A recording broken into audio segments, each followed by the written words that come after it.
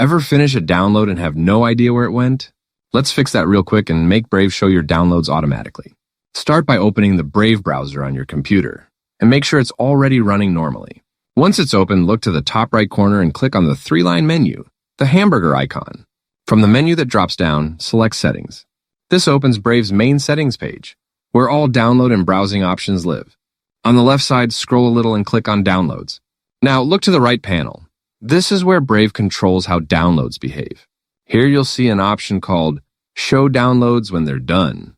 If this toggle is off, Brave finishes downloading files quietly in the background.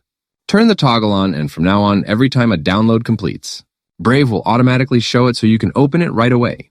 You can switch this on or off anytime, depending on whether you prefer automatic pop-ups or a cleaner screen. And that's it.